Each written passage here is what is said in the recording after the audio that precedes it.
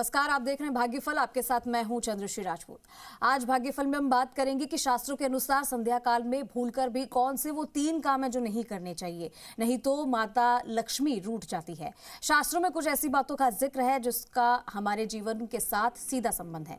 शाम के समय किन कामों को नहीं करनी चाहिए, यानी कि किन कामों को करने की मनाही होती है, इसी के बारे में आज हमें ज्यादा जानकारी देने के लिए हमारे साथ जुड़ेंगे हमारे साथ जो है आचार्य जी, ज्योतिष परिषद एवं शोध संस्थान अध्यक्ष ज्योतिषाचार्य डॉक्टर पुरुषोत्तम गौड़ जी हमारे साथ कुछ ही देर में जुड़ेंगे। लेकिन उससे पहले हम आपको बता रहे हैं कि कौन कौन सी वो चीजें हैं जो हमें शाम के समय में नहीं करनी चाहिए। आचार्य जी हमारे साथ जुड़ गए। आचार्य जी, आपका बहुत बहुत स्वागत है हमारे कार्यक्रम में। जी धन्यवाद। श्री राम जय राम, जय राम मेरे राम की जय हो। तो आप हमारे साथ जुड़ सकते हैं। अगर आपके मन में कोई सवाल या शंका है आप हमें इन नंबर पर कॉल कर सकते हैं। हमारा नंबर है 0120-715-3787, 0120-715-3826। इन नंबर पर आप हमें कॉल कर सकते हैं और ज़्यादा से ज़्यादा कॉलर्स आज हमारे साथ जुड़े, इसी की उम्मीद करते हैं। आचार्य जी, आज का जो हमारा विषय है वो इसी चीज़ को लेकर है कि शाम के समय में यानी कि संध्या काल में ऐसे कौन से काम है जो हमें नहीं करने चाहिए और इससे हमारे जीवन पर क्या असर पड़ता है अगर वो हम काम करते हैं तो, और क्या इसका धन से भी कोई लेना देना है, माता लक्ष्मी कैसे रूठ जाती है, वो कौन से काम है जो हमें नहीं करने चाहिए। देखिए, बहुत ही अच्छा प्रसंग आपने रखा है। दरअसल में हमारे शास्त्रों में कई ऐसी बातें बताई हैं जिनका असर हमारे स्वास्थ्य, मन और हमारे कार्यकलापों पर पड़ता है, और उन्हीं में से संध्या के समय आपको ये कुछ कार्य नहीं करने चाहिए। जब दोनों पार्ट मिलते हैं इसको गोधूली वेला बोलते हैं, और गोधूली वेला में विशेष तौर पर आपको कई कामों पर विराम लगाना चाहिए, नहीं करना चाहिए। अक्सर लोग किसी भी समय खाना खाने लगते हैं, किसी भी समय सोने लगते हैं, या फिर किसी भी समय घर की साफ सफाई करने लगते हैं, जो शास्त्रों में वर्जित माना है। शास्त्रों के अनुसार उसके लिए ठीक नहीं होता है। हर काम का अपना एक समय होता है, उस समय कार्य को करना चाहिए।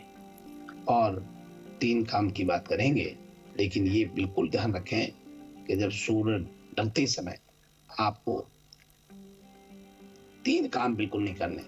यदि करते हैं तो माँ लक्ष्मी रूठ जाती है।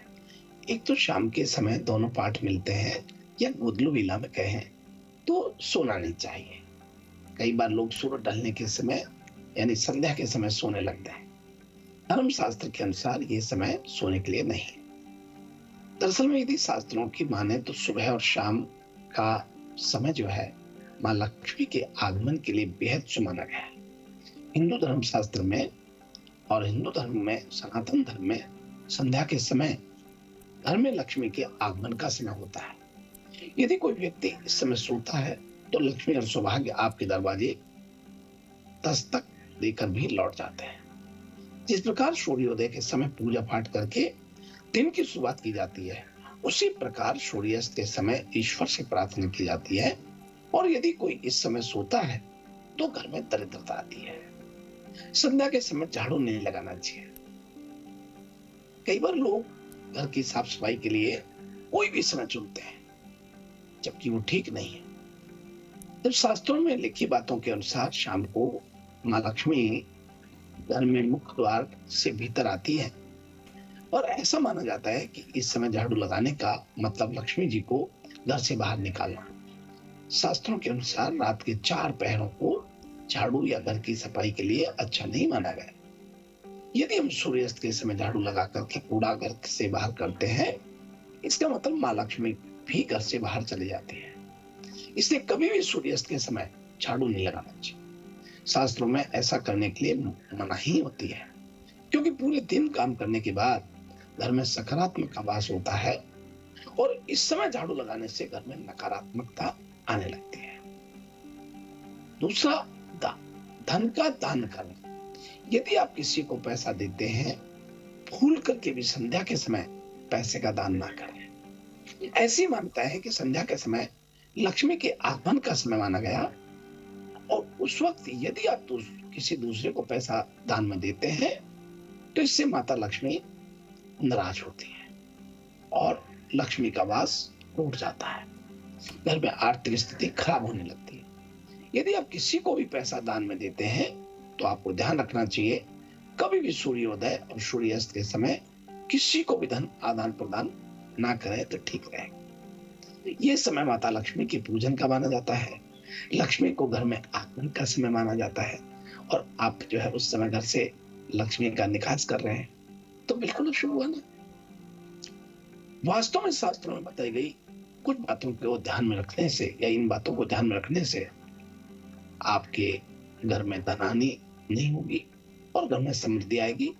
उम्मीद है कि आज हमारे चंद्रश्री जी ने जो टॉपिक लिया, इस टॉपिक को सुनकर के आप सभी लोग जरूर अपना शास्त्र के अनुसार जीवन जीना तय करेंगे। शाम के समय सोना नहीं, संध्या के समय झाड़ू नहीं निकालना और संध्या के समय दान नहीं करना। ये 3 बात महत्वपूर्ण है। यदि आपने इनका उल्लंघन किया तो कहीं कहीं आपको नुकसान झेलना पड़ेगा या फिर कहें तो लक्ष्मी आपसे रूठ के जा सकती है। जी जी, तो आचार्य जी ने आपको बताया कि वो ऐसे कौन से काम है जो आपको शाम के समय में नहीं करने चाहिए, जिससे आपकी हानि हो सकती है या फिर आपके अच्छे काम जो बन रहे होंगे वो खराब भी हो सकते हैं, बिगड़ सकते हैं। चलिए, इसी के साथ हमारे कुछ कॉलर्स भी जुड़ने शुरू हो गए हैं। करके आचार्य जी कॉलर्स को ले लेते हैं। पहले कॉलर जो हमारे साथ जुड़े, अपना नाम और अपना सवाल बताएं। नमस्कार पंडित जी, मैं अलवर डिस्ट्रिक्ट से राधेश्याम गेरा बोल रहा हूँ। जी जी नमस्कार। मेरे बेटे की जन्म तिथि 30 अक्टूबर 1991 है। 30 अक्टूबर 1991 और जन्म समय है प्रातः 10:23। मुझे इसकी शादी के बारे में पूछना है। देखिए, आपका बहुत स्वागत है हमारे भागफल कार्यक्रम में। और आपका बेटे ने धनु लग्न में जन्म लिया है और यहाँ शुक्र की महादशा है, शुक्र का अंतर है, राहु का प्रतंत्र है। शुक्र और इनका भाग्येश में बैठा हुआ है। शुक्र एकादश और षष्ठ भाव का स्वामी हो रहा है। धनु लग्न के लिए शुक्र का क्रियात्मक स्वभाव अशुभ हो रहा है। नवम भाव में होने शुक्र के अति फल दे रहा है, शुभ फल देता है। लेकिन मैं आपको बताना चाहता हूं कि आपके बेटे का रिश्ता 2025 में 13 जनवरी के बाद संभव होगा और जनवरी के बाद जाकर के इनके शुभ मंगल कार्य में वृद्धि होगी और अवश्य वहां रिश्ता बैठने का समय बनेगा। आप कृपा करके बच्चे से एक चांदी के गिलास में कच्चा दूध और काले तिल बूरा मिला करके संध्या के समय 47 दिन 47 डेज पीपल के पेड़ में चढ़ाने को कहें। अवश्य रिश्ता बैठेगा। बड़ी मंगल शुभकामना। जी, अगले कॉलर का रुख करेंगे। अगले कॉलर जो हमारे साथ जुड़े हैं, अपना नाम और अपना सवाल बताएं। जी जी जी, मैं अपने भाई के बारे में जानना चाहती हूँ। भाई का नाम बताएं। जी, उनका नाम राहुल कुमार है और जन्म तिथि बता देते हैं 19/8/1957 का है और मंगलवार और सुबह 4:30 बजे के बीच में हुए थे। क्या जानना चाहते हैं आप? जी, उनकी शादी और उनकी जॉब के बारे में। मतलब वो प्राइवेट जॉब कर रहे हैं तो सरकारी कब होगा, मनचाहा होगा या फिर नहीं, और उनका शादी कब होगा? देखिए बेटी, आपका बहुत स्वागत है। और हमारे भारत की धरती पर परिवार और आपस में रिश्ते मिलते हैं। सब जगह सब चीज मिलती है, लेकिन रिश्ते जो है भारत की धरती पर मिलते हैं। तो एक बहन अपने भाई के लिए कितनी बेचैन होकर के और प्रश्न रखती है और पूछती है बड़े मासूम भाव से कि मेरे भाई की शादी कब होगी और उसकी तरता वाली नौकरी कब मिलेगी। देखिए, मैं आपको बताना चाहता हूँ, आपके भाई को शनि की महादशा, राहु का अंतर है और बुध का प्रतंत्र। शनि वर्तमान में देखा जाए तो इनका शुभ भाव में सप्तम भाव और षष्ठ भाव का स्वामी हो रहा है, चतुर्थ भाव में बैठा हुआ है। तो ये क्रियात्मक इसका स्वभाव अशुभ होता है। लेकिन आप शनिवार के दिन काले कुत्ते को रोटी देती हैं और यदि बन सके मछलियों को सिंघाड़े का आटे का गोली बना करके रविवार को खिलाने के लिए कहें और शनिवार को काले कुत्ते को रोटी देने के लिए कहें भाई के हाथ से, तो अवश्य इनकी शादी 2025 में बैठेगी और 2025 के एंड में जाकर के कोई सरकारी नौकरी का सुयोग बनेगा। आप ये कीजिए, आपको बहुत मंगल शुभ आशीर्वाद। जी, अगले कॉलर का रुख करेंगे। अगले कॉलर जो हमारे साथ जुड़े हैं, अपना नाम और अपना सवाल बताएं।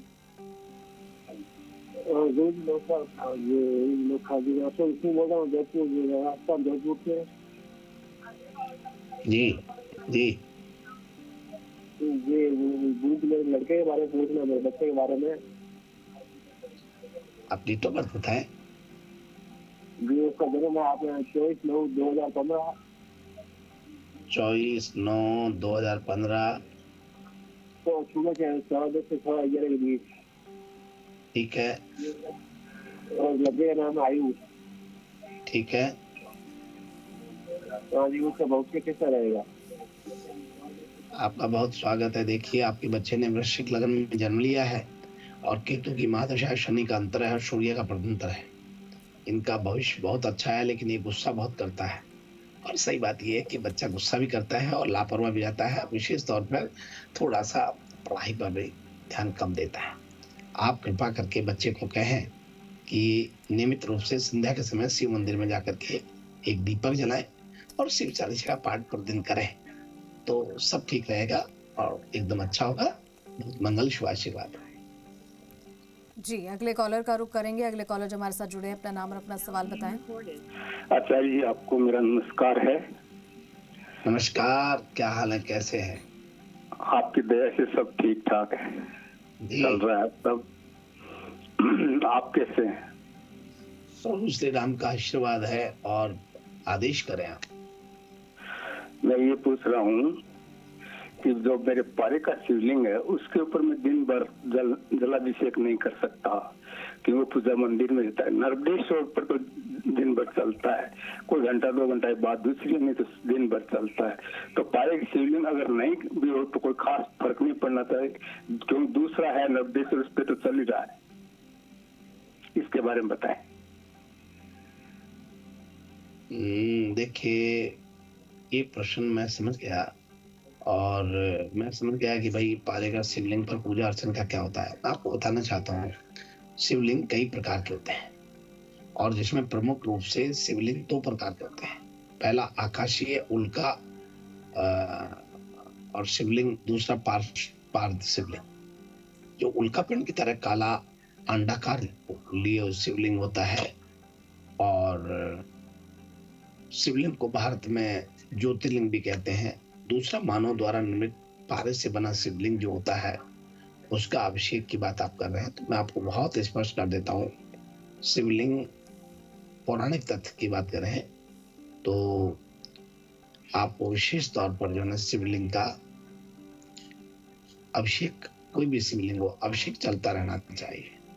और अभिषेक करते हैं तो बहुत अच्छा है, क्योंकि संपूर्ण ब्रह्मांड की उसी तरह, जिस तरह शिवलिंग का स्वरूप है जिसमें जलधारी और ऊपर से गिरता पानी है, शिवलिंग का आकार प्रकार ब्रह्मांड में घूम रही हमारी आकाश गंगा और उन पिंडों की तरह है जहाँ जीवन होने की संभावना है। वातावरण सहित घूमती धरती या सारे अनंत ब्रह्मांड गतिमान जो है, उसकी अक्ष धुरी पर शिवलिंग होता है। तो बहुत स्पष्ट बात है कि शिवलिंग एक ईश्वर का निराकार स्वरूप है। तो उनका स्कंद पुराण में वर्णन दिया है कि आकाश लिंग है और उसकी पीठ का आधार सब अनंत शून्य से पैदा होता है। इसलिए शिवलिंग का शिव पुराण में दिया है कि आप उनका अभिषेक करें, और पारे का हो चाहे वो शिवलिंग हो, पत्थर का हो चाहे वो नर्मदेश्वर हो, चाहे वो भीमाशंकरेश्वर हो, आप शिवलिंग का अभिषेक चलने दीजिए, वो कभी भी नुकसान नहीं देता है। क्योंकि शिव पुराण के अनुसार ब्रह्म, माया, जीव, मन, बुद्धि, चित्त, अहंकार, आकाश, वायु, अग्नि, जल और पृथ्वी को ज्योतिर्लिंग या ज्योतिपिंड कहते हैं। इसलिए जो भूपिंड आकार का जो शिवलिंग है, तो इसका अभिषेक होना बहुत ही हमारे शास्त्रों में प्रमाण दिया है कि होना चाहिए, अभिषेक करें। बहुत मंगल शुभकामनाएं जी आचार्य जी। और अब वक्त हो गया है आज का राशिफल जानने का। तो आइए हम बात करते हैं मेष राशि से। आज मेष राशि के सभी जातकों को पैसा खर्च करते समय थोड़ी सावधानी बरतनी चाहिए। हेल्थी लाइफ स्टाइल अपनाएं और नौकरी पेशा वालों के लिए आज का दिन शुभ रहेगा। प्रमोशन के चांस बढ़ेंगे, आर्थिक स्थिति अच्छी रहेगी, लेकिन धन का प्रबंधन होशियारी से। और अब बात करते हैं वृषभ राशि वाले लोगों की। आज आपको फैमिली का सपोर्ट प्राप्त होगा। शैक्षणिक कार्यों में नई उपलब्धियां हासिल करेंगे। आपको आत्मविश्वास भरपूर रहेगा। निवेश करने से पहले अच्छे से रिसर्च करें। कुछ जातक दोस्तों के साथ ट्रिप का प्लान आज बना सकते हैं। प्रॉपर्टी से जुड़े डॉक्यूमेंट्स को संभाल करके रखें, आपको ठीक रहेगा। और अब बात करते हैं मिथुन राशि वाले लोग। खर्चों की अधिकता से मन परेशान रहेगा। परिजनों से वैचारिक मतभेद रह सकता है। शैक्षणिक कार्यों में अच्छे परिणाम आज आपको प्राप्त होंगे।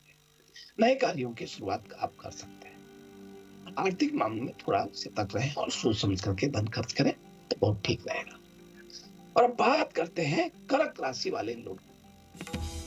आज आपकी आर्थिक स्थिति बहुत मजबूत रहेगी। स्वास्थ्य में सुधार होगा। फैमिली और दोस्तों के साथ ट्रिप का प्लान आप बना सकते हैं। शैक्षणिक कार्यों में नई उपलब्धियां हासिल करें और प्रेमी की बातों को ध्यान से सुने और धैर्य बनाए रखें। और अब बात करते हैं सिंह राशि वाले लोगों के लिए। आर्थिक मामलों में छोटी मोटी दिक्कतें आज बन रहेंगी, जिसका असर आपके लाइफस्टाइल पर पड़ सकता है। पारिवारिक जीवन सुखमय रहेगा। परिजनों के साथ आनंददायक जीवन आज आप गुजार। नौकरी कारोबार में तरक्की के योग बने। सिंगल जातकों को किसी दिलचस्प से मुलाकात आज संभव होती है। और अब बात करते हैं कन्या राशि वाले लोगों। स्वास्थ्य में आज सुधार होगा। कैरियर में बड़ी कामयाबी आज हासिल करेंगे। यात्रा के योग बनेंगे। प्रॉपर्टी को लेकर के विवाद हो सकता है। अपने कैरियर पर फोकस बनाएं। दूसरों की मदद करने के लिए तैयार रहें। प्रेमी से अपने दिल की बात शेयर करने में संकोच नहीं करें। और बात करते हैं तुला राशि वाले लोगों की। प्रॉपर्टी को बेचकर या किराए से धन लाभ होगा। शैक्षणिक कार्यों के अच्छे रिजल्ट मिलेंगे। सफलता की सीढ़ियां चढ़ेंगे। आय के कई स्रोत से पैसा आज आपको प्राप्त हो। आर्थिक स्थिति मजबूत बनेगी। ऑफिस मीटिंग में इनोवेटिव आइडियाज के साथ शामिल आप होंगे। इससे तरक्की के कई मौके प्राप्त हो रहे हैं। और अब बात करते हैं वृश्चिक राशि वाले। आज पुराने निवेशों से अच्छा रिटर्न मिलेगा। प्रॉपर्टी को लेकर वाद विवाद संभव हो सकता है। भावुकता से बचें और इमोशनल होकर के किस डिसीजन को ना लें। हेल्दी डाइट लें। रेगुलर एक्सरसाइज करते रहें। इससे एनर्जी लेवल मेंटेन रहेगा और आप स्वस्थ बने रहेंगे। और अब बात करते हैं धनु राशि वाले लोग। बुरी आदतों को छोड़ने की कोशिश करें। धन बचत करें। फालतू के खर्चों को आज कम कर दें। प्रॉपर्टी से जुड़े फैसलों को देरी ना करें। शैक्षणिक कार्यों में अपार सफलता प्राप्त होती है। सामाजिक कार्यक्रम में बढ़ चढ़ करके हिस्सा आप लेंगे। स्थिति का प्रदर्शन करने के लिए आज आप तैयार हैं। बात कर रहे हैं मकर राशि वाले लोग। मकर राशि के लोगों को व्यापार में मुनाफा हो रहा है। घर में किसी फंक्शन का, इवेंट के सेलिब्रेशन के चलते खुशियों का माहौल आज रहेगा। लंबी यात्रा की योग बनेगा। प्रॉपर्टी से जुड़े विवाद बढ़ सकते। आध्यात्मिक कार्यों में दिलचस्पी आज आपकी बढ़ेगी। आज आप प्रेमी के साथ कुछ स्पेशल बना सकते हैं। इससे आपका रिश्ता मजबूत बनेगा। और अब बात करते हैं कुंभ राशि वाले लोग। अपने खर्चों पर नियंत्रण बनाए रखें।